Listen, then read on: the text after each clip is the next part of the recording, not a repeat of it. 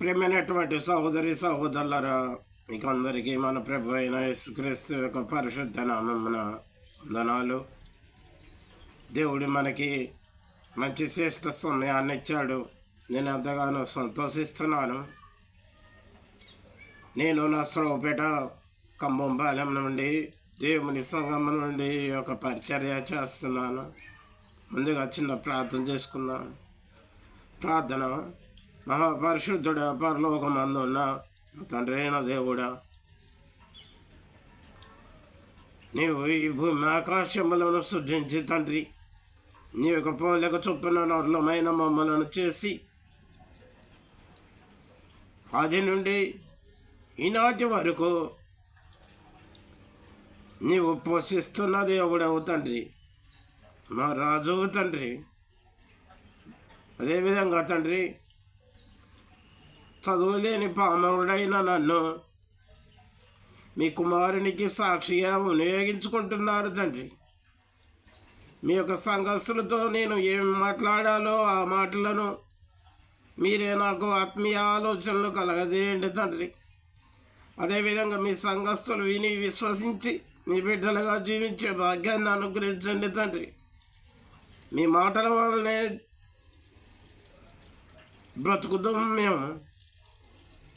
ఈ క్షయమైన ఆహారం వల్ల కాదు కానీ అక్షయమైన ఆహారం వల్ల మేము బతుకుదామని మీరు చెప్పినట్లుగా తండ్రి, మీ వాక్యం ద్వారా మీ కుమారుని యొక్క శరీరము రక్తం వల్ల మేము జీవించదామని మీరు చెప్పినట్లుగా తండ్రి, మీ యొక్క సంఘర్షులతో మాట్లాడడానికి నేను సిద్ధంగా ఉన్నాను తండ్రి. నాకు కావలసినటువంటి ఆత్మీయ ఆలోచనలు మీరే నాకు కలగజేసి మీ యొక్క సంఘర్షులతో యొక్క సమయమున మాట్లాడమని ఈ చిన్న ప్రార్థన మీ ప్రియకుమారుడు యేసుక్రీస్తు యొక్క పరిశుద్ధ నామమును వచ్చే ప్రార్థించి అడిగి వేడుకొంచున్నాను తండ్రి. ఆమేన్. ప్రియమైనటువంటి సహోదరి సహోదరులరా, దేవుని సంగమ, ఈ యొక్క దినాన మనం ఉన్నటువంటి అంశము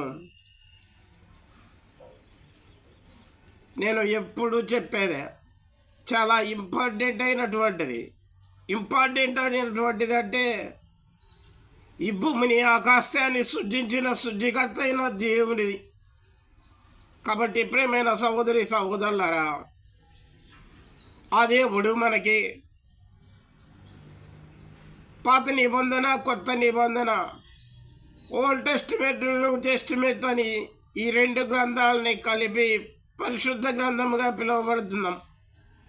కాబట్టి దేవుడు చెప్పినటువంటి మాట నా మాట కాదండి, నీ మాట కాదు. దేవుడు చెప్పినటువంటి మాట, ఆ దేవుడు చెప్పినటువంటి మాట వినినటువంటి వారు అనేటువంటి అంశంలో ఉన్నాం మనం ఇప్పుడు. అంశము దేవుని మాట వినాలి, వినినవాడు రక్షణ పొందుతారు. చూడండి, దేవుని మాట వినాలి, వినినవారు రక్షణ పొందుతారు.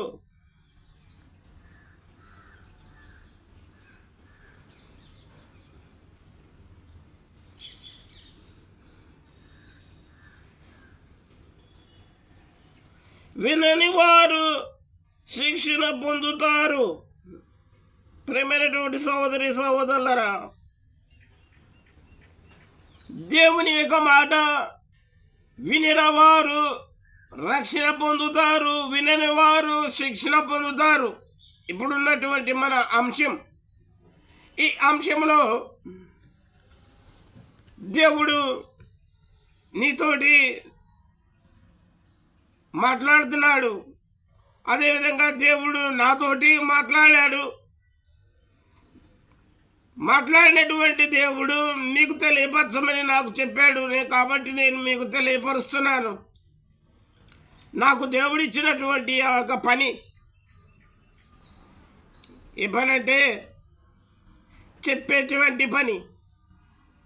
చెప్పాల్సిన భారం నా పైన మోపబడి ఉన్నది. అయ్యో, క్రీస్తును గూర్చిన సువార్త ప్రకటించాల్సిన భారం నా పైన మోపబడి ఉన్నది, ప్రకటించనిటో నాకు శ్రమ అని అపోస్తలుడైన పౌలు గారు చెప్పినట్లుగా నాకు శ్రమ. నేను ఆ శ్రమను తెచ్చుకోవాల్సిన అవసరం లేదు. ఆరోగ్యవంతుణ్ణి నేను. ఆరోగ్యంగా ఉంచే దేవుడు నాకు ఆరోగ్యమైనటువంటి ఆయన ఒక సువార్త ప్రకటించమన్నాడు. కాబట్టి ప్రేమైన సహోదరి సహోదరులారా, దేవుడు మనకిచ్చినటువంటి లేఖనాలు పరిశుద్ధ గ్రంథం అనబడినటువంటి పాత నిబంధన, కొత్త నిబంధన, ఓల్డ్ టెస్టిమెంట్, న్యూ టెస్టిమెంట్ అనేటువంటి ఈ యొక్క పరిశుద్ధ గ్రంథములో 2 విధాలుగా దేవుడు ప్రవచించినటువంటి, నెరవేర్చినటువంటి పాత నిబంధన కాలంలో దేవుడు ప్రవచించాడు. Old టెస్టిమెంట్లో, new టెస్టిమెంట్లో నెరవేర్చాడు. ఇలాంటివి మనం తెలుసుకోవాల్సినటువంటివి ఉన్నాయి. పాత నిబంధనలో దేవుడు తన ప్రవక్తల ద్వారా ప్రవచించాడు. కొత్త నిబంధనలో దేవుడు తన కుమారుడికి సాక్షులైనటువంటి అపొస్తలుల ద్వారా ఆ నెరవేర్చినటువంటి వాటిని గురించి సువార్తికులు, అపొస్తలులు, సంఘ పెద్దలు, దేవుని యొక్క ప్రవక్తలు అనబడినటువంటి వారు ఆనాటి నుండి ఈనాటి వరకు కూడా వస్తూనే ఉన్నారండి. ప్రవక్తలు అనగా పంపబడిన వారు, ప్రవచించేటువంటి వారు. కాబట్టి ప్రియమైన సహోదరి సహోదరులారా, ఈ ఒక దినాన మనం ఉన్నటువంటి అంశము దేవుని మాట వినాలి.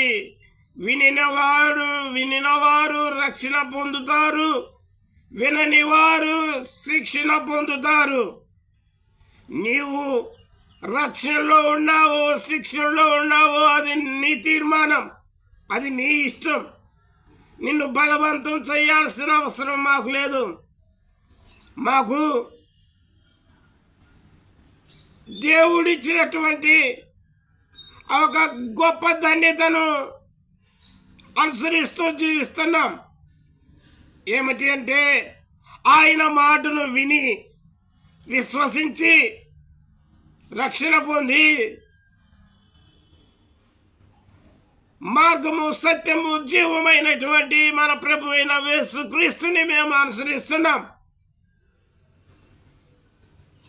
అది నీ యొక్క మనస్తత్వంలో ఉంది, నీ యొక్క ఆలోచనలో ఉంది. కాబట్టి ప్రియమైన సహోదరి సహోదరులారా, మనము ఓల్డ్ టెస్టిమెంట్ అనగా క్రీస్తు పూర్వము, పాత నిబంధన బీసీ మోషే గారండి. ఏడి మోషే గారిని నేను, బీసీ మోషే గారు ఉన్నారు, దేవుని యొక్క ప్రవక్త. ఆయన రచించినటువంటి లేఖనాలండి. ద్వితీయోపదేశ కాండము 18వ అధ్యాయము 16వ వచనం నుండి 19వ వచనం చివరి వరకు ధ్యానించుకుంటే, హోరేబు అనేటువంటి ఆ ఒక స్థలాన దేవుడు మోషేతో మాట్లాడేటప్పుడు మోషే అంటున్నాడు,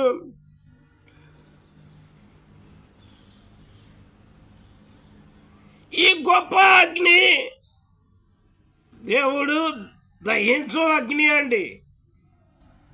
ఆ అగ్నిని ఎవడు తట్టుకోలేడు.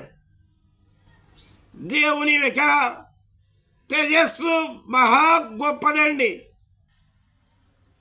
ఎవరు చూడలేరు. చూడాలన్నా కళ్ళు పోతాయి, ఒకవేళ దేవుని చిత్తానుసారంగా దేవుడు కళ్ళు కాపాడాలి అనుకున్న వారిని ప్రత్యక్షమై కూడా కాపాడుతాడండి. ఎందుకంటే దేవుణ్ణి శిక్షిస్తున్నటువంటి క్రీస్తు శకం మొదటి శతాబ్దంలో దేవుని ప్రజలైనటువంటి జనులండి. ఎవరంటే వారు యేసుక్రీస్తుని అనుసరిస్తున్నటువంటి వారు, యేసుక్రీస్తు మార్గంలో నడిచేటువంటి వారు. వారిని హింసించుతున్నటువంటి సమయంలో అపొస్తలుడైన పౌలు సౌలుగా ఉన్నప్పుడు దేవుడు ప్రత్యక్షమయ్యాడండి. మన ప్రభువైన యేసుక్రీస్తు గొప్ప వెలుగు. ఆ వెలుగును చూడటం వల్ల అతనికి 3 దినాలు చూపిపోయింది. అదేవిధంగా మోషే గారు పాత నిబంధన కాలంలో ఒక గొప్ప అగ్ని నాకు ఇక కనిపించగాక, నేను చచ్చిపోతానేమో అని నాకు భయం వేస్తుంది అని దేవునితో మాట్లాడినప్పుడు దేవుడు చెప్పినటువంటి మాటలండి. మీరు చదువుకోండి, చదువు వచ్చిన వారు చదువుకోండి, చదువు రాని వారు బైబిల్ని చదువు వచ్చిన వారికి ఇచ్చి చదివించుకొని విని విశ్వసించండి. మోషే గారు అలా దేవుడితో మాట్లాడుతున్నాడు. ఏమని? అయ్యో, ఈ గొప్ప అగ్ని నాకు ఇక నువ్వు కనిపించకుండాక, నేను చస్తానేమో అని నాకు భయం వేస్తుంది. ఈ జనులు వల్లబడిన జనులు, ఈ జనులతో నేను సహించలేకపోతున్నా అన్నప్పుడు దేవుడు మోషేతోటి ఒక మాట అంటున్నాడు. మోషే, నేనే వారి వద్దకు వస్తాను. మోషే, నేనే వారి వద్దకు వస్తాను. నువ్వు వెళ్ళి ఆ జనులతోటి ఒక మాట చెప్పు. నా వంటి ఒక ప్రవక్తను మీ సహోదరులలో నుండి మీ కొరకు దేవుడు పుట్టిస్తాడు. ఆయన మాట వినాలి. ఏమని చెప్పాడండి? నా వంటి ఒక ప్రవక్తను మీ సహోదరులలో నుండి దేవుడు ఒకరిని పుట్టిస్తాడు. ఆయన మాట మీరు వినాలి. వినినవాడు రక్షణ పొందుతాడు, విననివాడు శిక్షణ పొందుతారు. మరి నువ్వు వింటున్నావు, వింటలేదు, అది తీర్మానం నీ చేతిలోనే ఉంది. దేవుని మాట అంటే ఈ చెవితో వదిలేసేది కాదండి. దేవుని మాట అంటే నెంబర్ 1 వినాలి. వినిన దాన్ని మనం ఒక మెత్తని హృదయమును పలకలో రాసుకోవాలి. రాసుకున్నటువంటి దానిని మన జ్ఞానంలో ఉంచుకోవాలి. ఆ ఒక మాటలు అనుసరించి నడచాలి. ఆయన చెప్పినటువంటి మాటలను మనం అనుసరించి నడిస్తేనే దేవుని యొక్క రాజ్యం చేరగలుగుతాం. ఈ చెవితో వదిలేసి ఒక దినానికి 24 గంటలు, 24 గంటల్లో నీవు ఎన్ని పనులు చేస్తున్నావో, ఎన్ని మాటలు మాట్లాడుతున్నావో, ప్రతి ఒక్క మాట లెక్కింపబడుతుంది. ప్రతి ఒక్క క్రియ చూడబడుతుంది. ఈ భూమిని ఆకాశాన్ని సృష్టించిన సృష్టికర్త అయిన దేవుడు. ఒక చిన్న మాట చెప్తాను ఏనండి. స్త్రీలు ఉన్నారండి. స్త్రీలు మనకి అంటే ఏ దేశంలో పంట ఆ దేశంలో ఉంటుంది. మన ఇండియాలో పంట గురించి చెప్తున్నానండి. మన ఇండియాలో పంట గురించి చెప్తున్నాను. మన ఇండియాలో మన ఏరియా ఏపీలో పంట గురించి చెప్తున్నాను.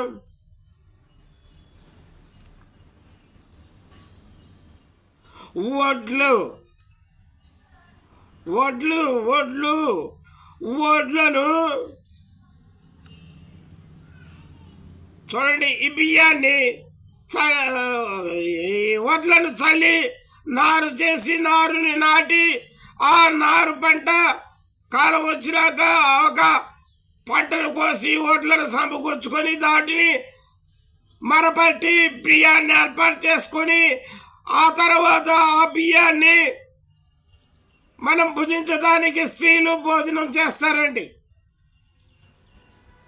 ఆ భోజనం చేయడానికి చాటలో ఒక సోలెడు బియ్యం పోసుకొని ఏం చేస్తుంది,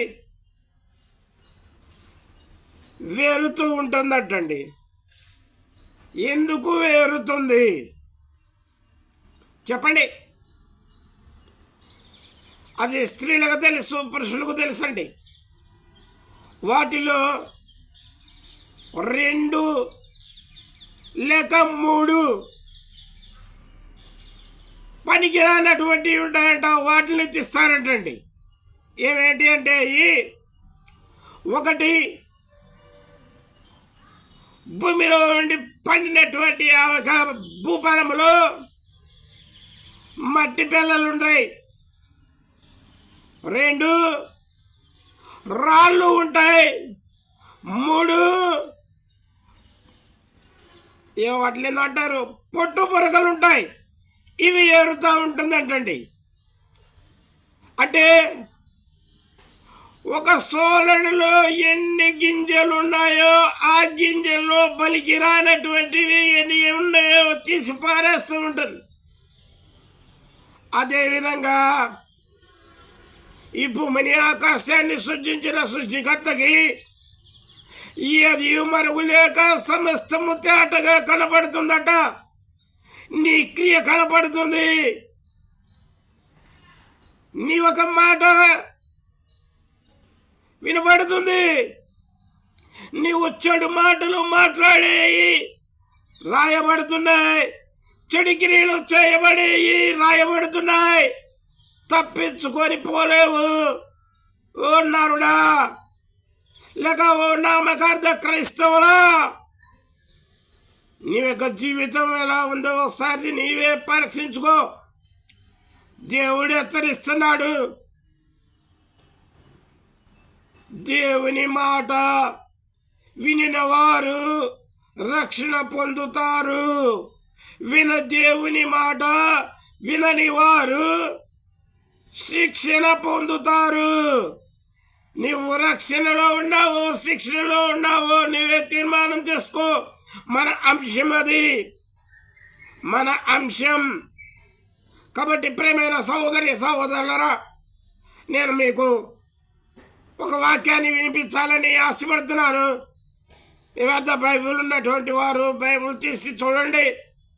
నేను చదివే అలా ఉన్నాయో లేవో పరిశోధించండి.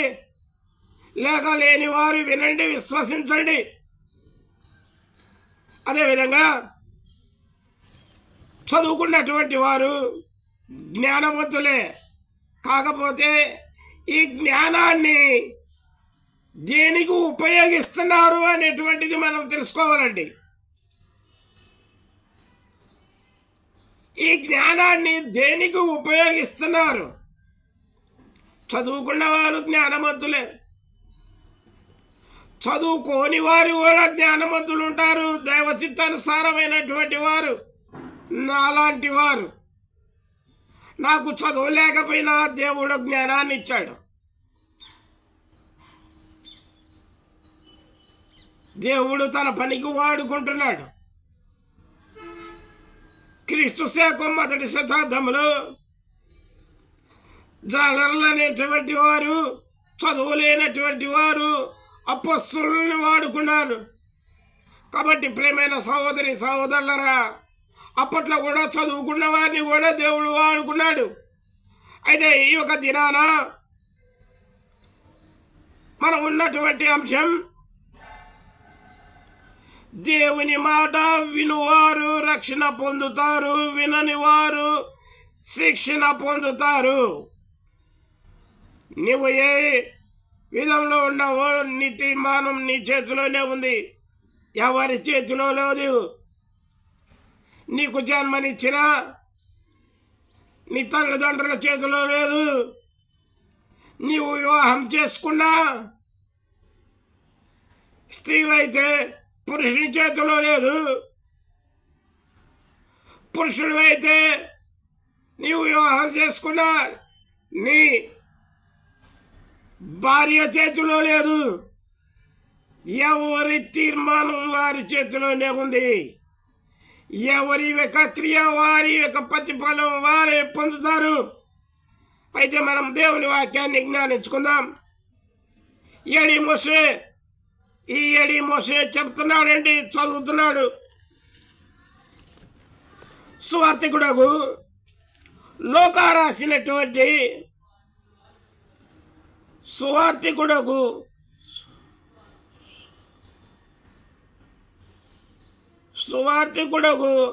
లోకా రాసినటువంటి అపొస్తలుల కార్యములు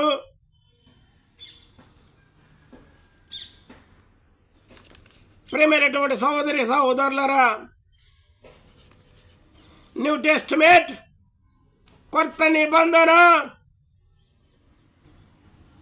సువార్తికుడకు లోకా రాసినటువంటి అపొస్తలుల కార్యములు 3వ అధ్యాయము 22, 23 వచనాలు నేను చదివి వినిపించాలని ఆశపడుతున్నా. 22, 23 వచనాలు.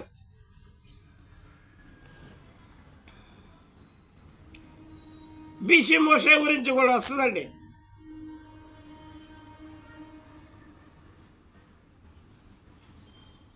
అదే ద్వితీయోపదేశ ఖండం చెప్పే కదా ఇందాక, వాక్యం ధ్యానిస్తున్నాను.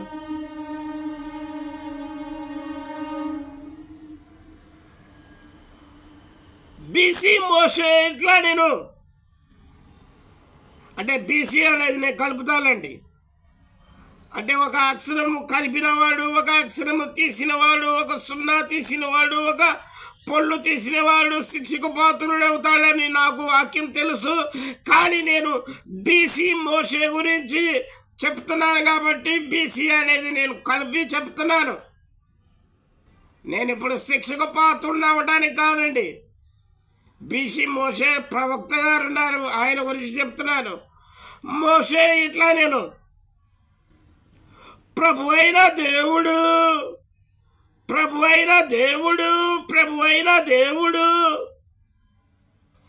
నా వంటి ఒక ప్రవక్తను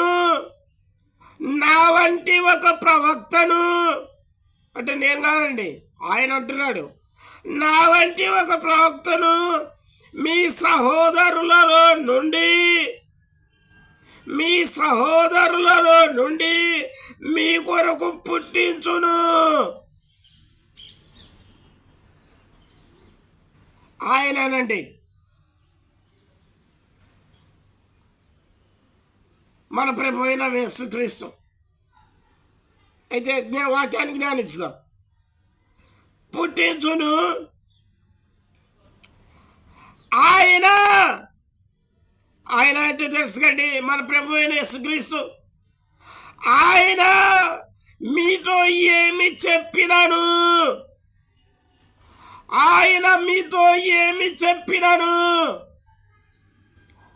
ఆయన చెడ్డది చెప్పే మనిషి కాదండి, చెడు చెయ్యొద్దు అని చెప్పే మనిషి, మంచి చెయ్యి అని చెప్పే మనిషి.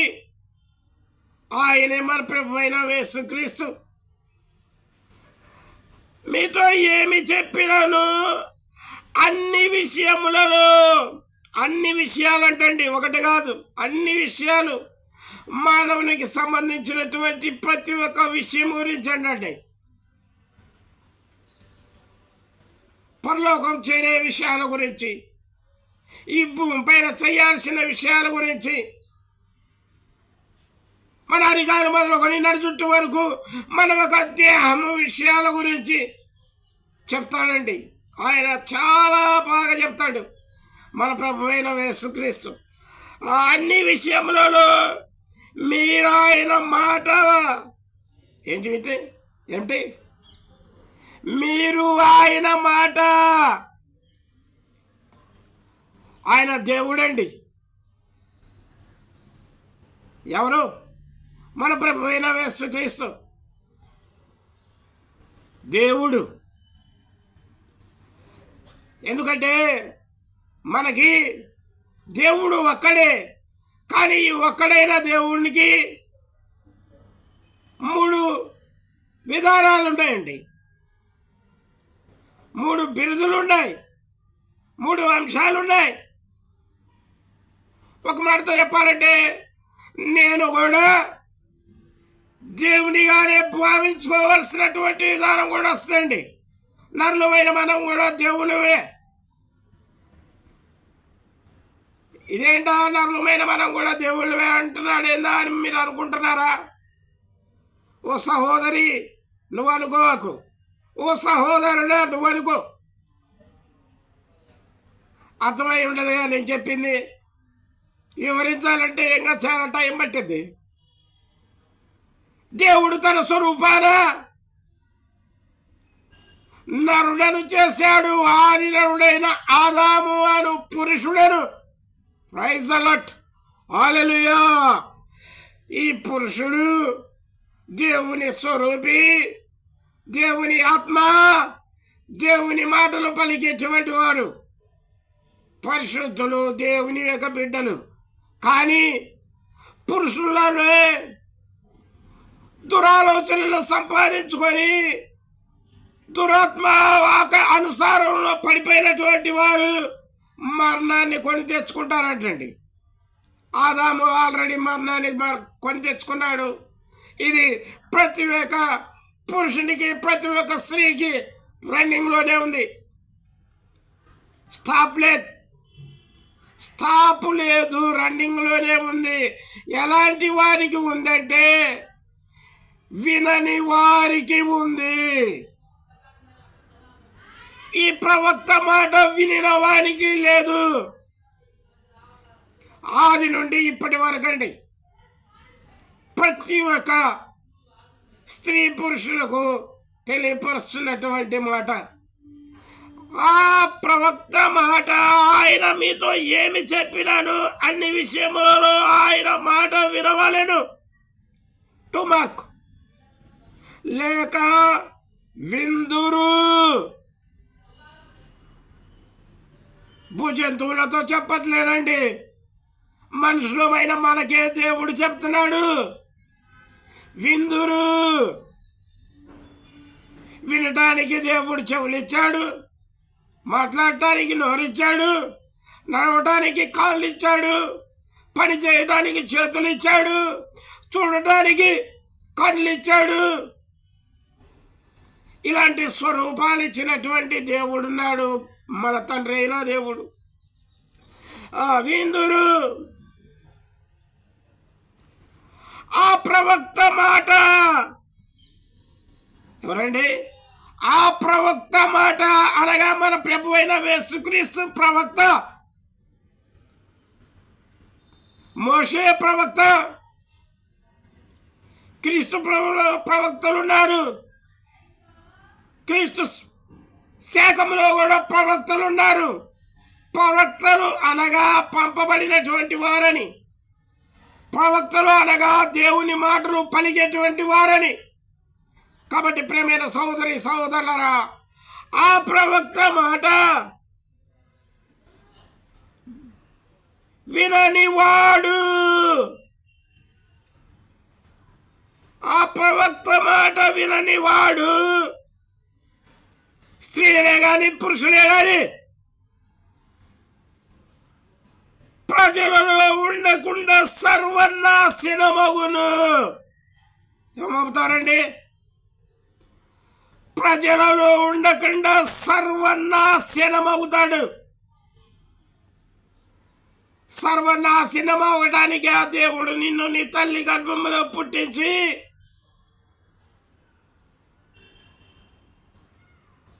ఈ క్షణాల వరకు నిన్ను కాచి కాపాడుతుంది. నీ తీర్మానం నువ్వే చేసుకో. నాశనం అవడానికా, రక్షణ పొందటానికా? రక్షణ పొందాలంటే నువ్వు చేయాల్సింది ఏమీ లేదు. ఈ భూమిని ఆకాశాన్ని సృష్టించిన సృష్టికర్త అయిన దేవుడు ఒకడున్నాడు. ఆయనను అనుసరించాలి. ఆయన ఏమి చెప్తే అది చెయ్యాలి.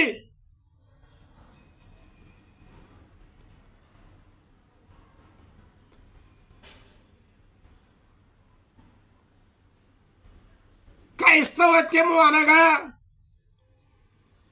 వాక్యానుసార జీవితం జీవించేటువంటి వారండి. దేవుడు చెప్పిన మాటలు వినేటువంటి వారండి. మత మార్చడి కాదది. దేవుని మాటలు విని ఆ మాటలను అనుసరించి నడిచిన వాడు క్రైస్తవుడు. అందుకనే క్రైస్తవులు అనబడినటువంటి వారు క్రీస్తు శకం 1వ శతాబ్దం నుండి ఇప్పటి వరకు వస్తూనే ఉంది. ఆ తర్వాత క్రీస్తు పురములో ఇజ్రాయేలు అనబడినటువంటి వారు ఉన్నారండి, దేవుని ప్రజలు. వారు క్రీస్తు పురములో నడిచారు. ఇవాళ క్రీస్తు శకములో క్రైస్తవులు నడుస్తున్నారు దేవుని మార్గములో. కాబట్టి ఈ ప్రపంచంలో ఈ 4 మూలలలో ఎందరైతే ప్రభు అయిన యేసుక్రీస్తును అనుసరించి నడుస్తారో, ఆయన మాటలు వింటారో, వారు రక్షణ పొందేటువంటి వారండి. రక్షణ అనగా పరలోకానికి చేరేటువంటి వారండి. సర్వనాశనమయ్యేవారు కాదండి. సర్వనాశనమయ్యేటువంటి వారు ఎవరంటే వినని వారు, ఆయన మాట వినని వారు. మరి నువ్వు వింటున్నావు, వింటలేదు, అనుసరిస్తున్నావో ఆయన్ని అనుసరించట్లేదు, నువ్వే తీర్మానం చేసుకో.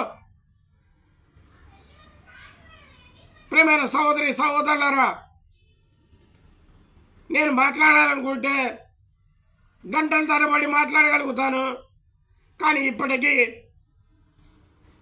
33 నిమిషాలైంది. నేను ఇంతటితో స్టాప్ చేస్తున్నాను. చివరిగా చిన్న ప్రార్థన చేసుకుందాం. ప్రార్థన. మహాపరిశుద్ధుడా, పరలోకమందున్న నా తండ్రి అయిన దేవుడా,